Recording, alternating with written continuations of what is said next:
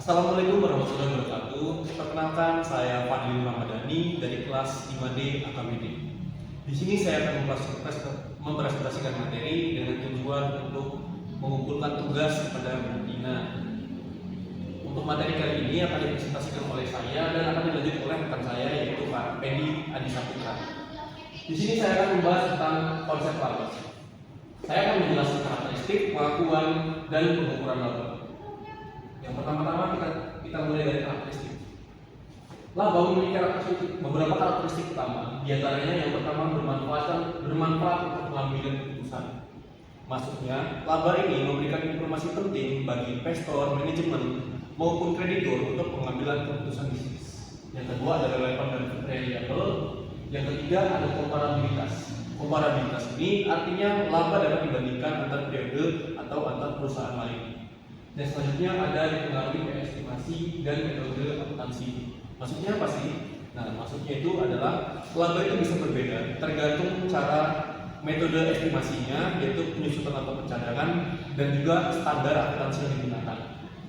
Selanjutnya ada mengukur kinerja periode tertentu, yaitu accrual basis. Maksudnya, laba bisa menentukan kinerja dalam suatu periode akuntansi atau menggunakan basis aktual bukan basis kas. Selanjutnya yaitu pengakuan laba. Pengakuan laba itu ada dua. Yang pertama pengakuan pendapatan berdasarkan IFRS 15, yaitu pendapatan diakui saat manfaat ekonomi telah diperoleh dan kewajiban kinerja telah terpenuhi. Itu masuk dari IFRS 15. Yang kedua ada pengakuan beban, expense recognition atau matching principle. Ini maksudnya beban dicatat sesuai dengan periode pendapatan terkait dihasilkan agar laba itu dapat lebih akurat. Selanjutnya yaitu ada komponen penyusunan laba. Ada beberapa. Yang pertama itu pendapatan. Seperti kita tahu sendiri, pendapatan itu merupakan nilai penjualan barang atau jasa kepada pelanggan. Yang kedua ada harga pokok penjualan atau cost of goods sales. Maksudnya adalah biaya langsung terkait produksi barang atau jasa. Jadi semua biaya yang kita keluarkan untuk produksi barang atau jasa secara langsung itu masuk ke dalam COGS. Yang selanjutnya yaitu beban operasional. Ini meliputi kegiatan bisnis sehari-hari seperti listrik, air, sewa, dan semacamnya. Selanjutnya ada pendapatan atau beban lain. Ini maksudnya itu merupakan yang termasuk non operasional, yaitu masih berhubungan dengan konsep menghasilkan laba tapi tidak terlibat langsung dengan operasionalnya. Misalnya seperti keuntungan penjualan aset dan beban bunga. Untuk yang terakhir yaitu ada pajak penghasilan. Seperti yang kita ketahui, pajak penghasilan itu potongan pajak berdasarkan laba kena pajak. Nah, setelah kita menggunakan 5 komponen ini, yang dihasilkan adalah laba bersih. Selanjutnya ada pengukuran laba, ada 4. Yang pertama itu basis akuntansi, yaitu accrual basis. Itu laba dihitung berdasarkan transaksi ekonomis, bukan aliran kas. Jadi bukan dihitung berdasarkan kas yang kita dapat. Yang kedua ada estimasi akuntansi. Maksudnya ini ada unsur estimasi atau prediksi atau target dalam penyusunan laba. Misalkan seperti penyusutan atau pencadangan kerugian. Terus yang selanjutnya metode akuntansi, yaitu pilihan metode yang mempengaruhi laba, yaitu FIFO, LIFO, atau metode penyusutan. Itu yang mempengaruhi pengukuran laba. Selanjutnya ada nilai wajar atau fair value. Maksudnya sebagian aset dan instrumen keuangan diukur dengan nilai pasar saat ini. Income smoothing akan dijelaskan oleh rekan saya. Baik, sebelumnya perkenalkan nama saya Pendi Adi Saputra.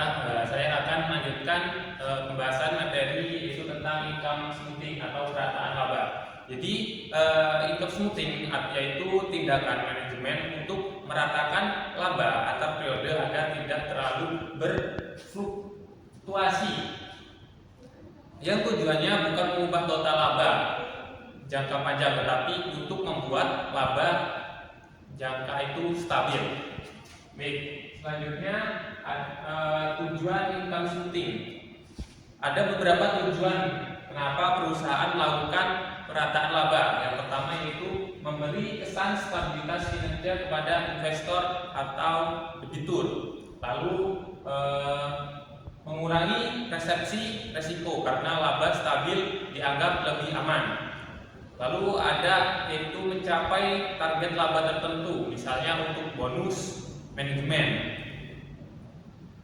Lalu ada yaitu disebutkan memenuhi kovenant atau syarat dalam perjanjian utang. Lalu yang terakhir tujuan income smoothing yaitu mengurangi volatilitas harga saham. Baik, selanjutnya ini adalah income smoothing, legal dan etis. Income smoothing masih diperbolehkan jika dilakukan secara legal dan etis, seperti yang pertama, menggunakan kebijakan akuntansi yang diizinkan seperti materi sebelumnya. Lalu ada praktik operasional yang wajar dan tidak memanipulasi laporan keuangan. Ini termasuk free smoothing, yaitu perataan laba berdasarkan aktivitas ekonomi. Baik, selanjutnya yaitu smoothing yang tidak diperbolehkan atau ilegal dan tidak etis. Dan di sini ada yang pertama, ada manipulasi estimasi secara tidak wajar, lalu mempercepat atau menunda pencatatan pendapatan secara tidak sah. Ya, lalu ada big bet accounting. Baik, untuk yang terakhir ada menunda transaksi secara tidak ekonomis. Nah, ini termasuk artificial smoothing, yaitu memanipulasi akuntansi yang bertujuan untuk menyesatkan pembaca laporan keuangan. Baik, selanjutnya yaitu batas aman income smoothing. Untuk sebagai penutup, batas aman income smoothing adalah jika masih aman bisa menggunakan metode akuntansi yang sah, lalu estimasi masih rasional dan dapat dijustifikasi, lalu tidak mengubah substansi ekonomi dan tidak menyesatkan, dan terakhir pengungkapan yang tetap lengkap. Untuk yang menjadi pelanggaran jika tujuannya menutupi kinerja buruk perusahaan, lalu mengubah pengakuan tanpa dasar ekonomi, menggunakan estimasi tidak wajar, merugikan atau menyesatkan stakeholder, dan melanggar PSAK atau IFRS. Baik, demikian presentasi dari kami atas nama Fadli Nur Ramadhani dan PDI Saputra. Saya ucapkan terima kasih. Wassalamualaikum warahmatullahi wabarakatuh.